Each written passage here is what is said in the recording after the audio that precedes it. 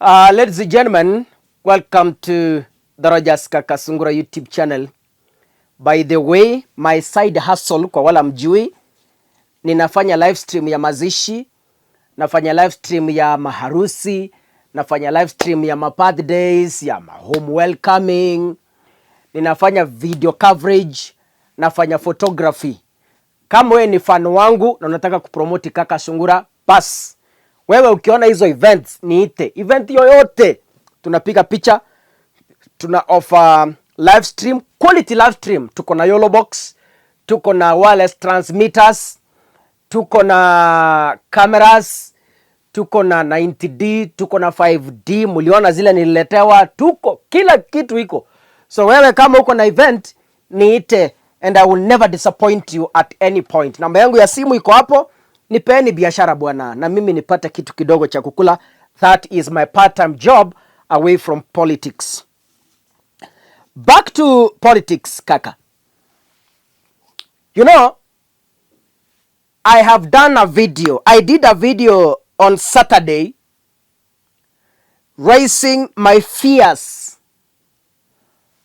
on the new health insurance scheme that is being launched by the Kenya Kwanza government, commonly known as SHIFU, not SHIFU, SHIF, S-H-I-F, that is said to replace NHIF. I do raise red flags so that the coming generation cannot put me to account. I have a platform and I have to use that platform to educate the public. And I'm happy.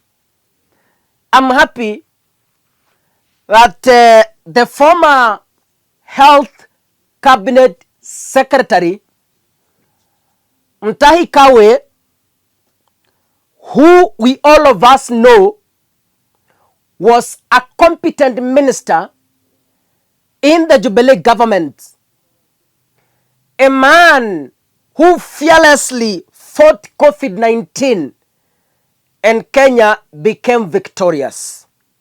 Na Mungu anajuanga wanawake. Mungu angeleta COVID wakati wa hii ya Ruto hii. Sahi hata tungekuwa tumekwisha wote. But God knows how to balance his things. Akaleta corona wakati wa Uhuru Kenyatta.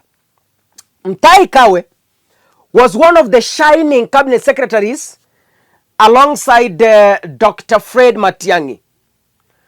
Kagwe, who understands the health sector in the Republic of Kenya, is speaking. And if at least you can't believe Kakasungura, I'm sure you will be able to believe what Mutahi Kagwe is telling this rogue regime. Mutahi Kagwe spoke today, and the same fears I had raised earlier is the same fears Mutahi Kagwe is raising. I have never met Mutahi Kagwe because I'm too junior. I have never even spoken to him, but he is speaking exactly what I had said about the insurance. I want to play his video clip, then I will come back, we proceed.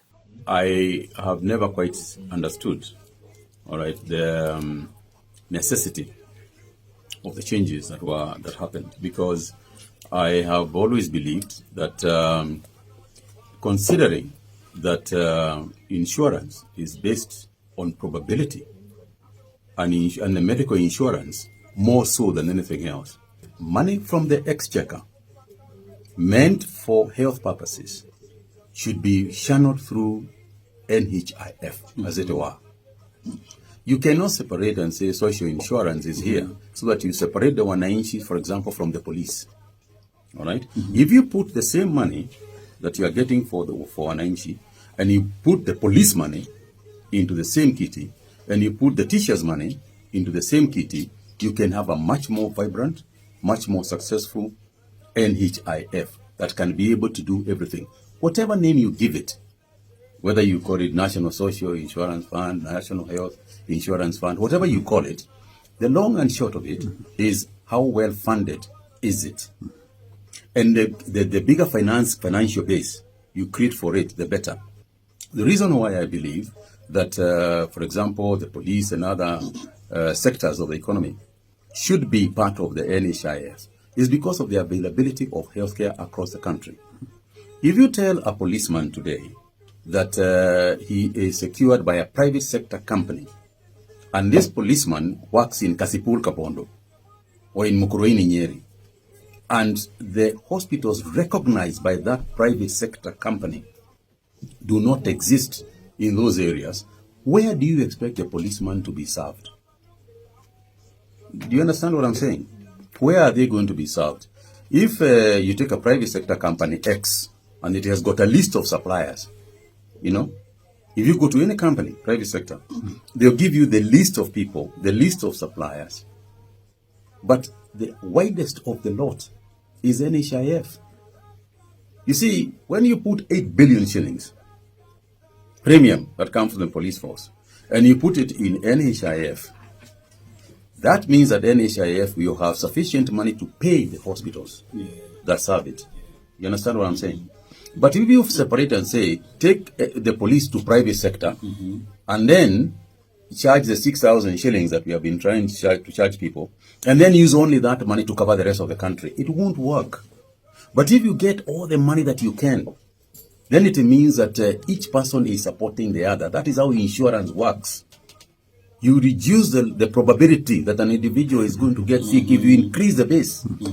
Ladies and gentlemen, you've heard Mutahi Kagwe himself. At least if you can't believe Kaka, because unaweza sema Kaka anachukia Kenya Kwanza, unaweza sema Kaka anapenda ku spread propaganda.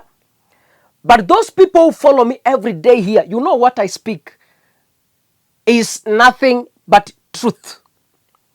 Mutahi is saying the same question I was raising. That's what he's raising.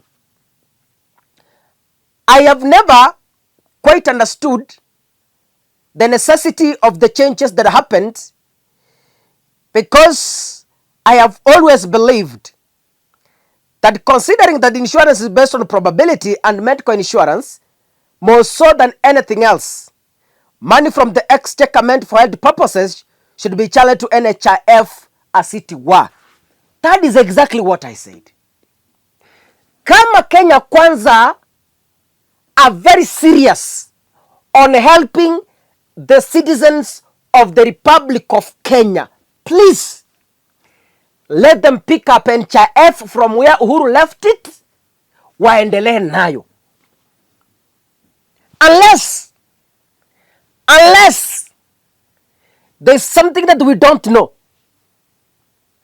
All our data iko pale katika database ya NHIF. For heaven's sake, why does Kenya Kwanza want to force us into again doing a new registration? Kama ni mahospitali tumechagua kwa NHIF, hizo mahospitali hazijapewa transfer, ziko Kenya hapa. So why should we be treated to again start filling health insurances from scratch? Kwa nini? Kama Kenya Kwanza iko serious inataka kusaidia wananchi, chukueni NHIF, better it.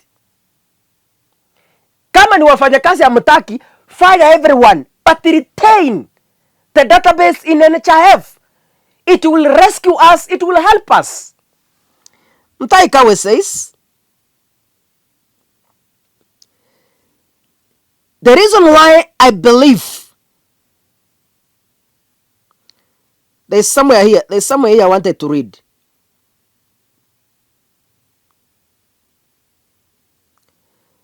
There's somewhere I want to read here. Listen now, Mutahi Kagwe is saying. Kagwe is saying,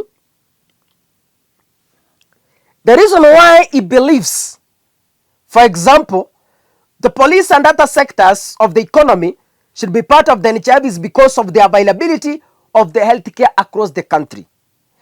If you tell a policeman today that is secured by a private sector company, and this policeman works in Kasipul Kabondo or in Mukurweini area, and the hospitals recognized by that private sector company do not exist in those areas, where do you expect the policeman to get those services from?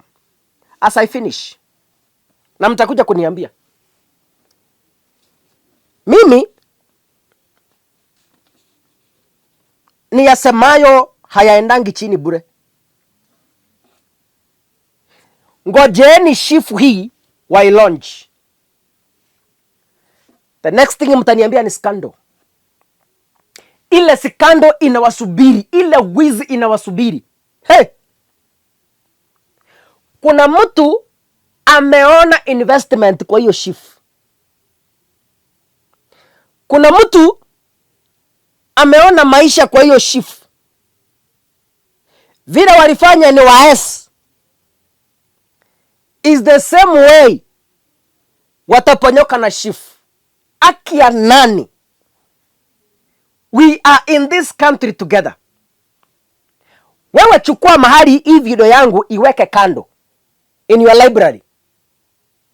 A few years from now, I'll be reminding you on what I said on the 19th June, Wednesday evening, 2024, while seated here.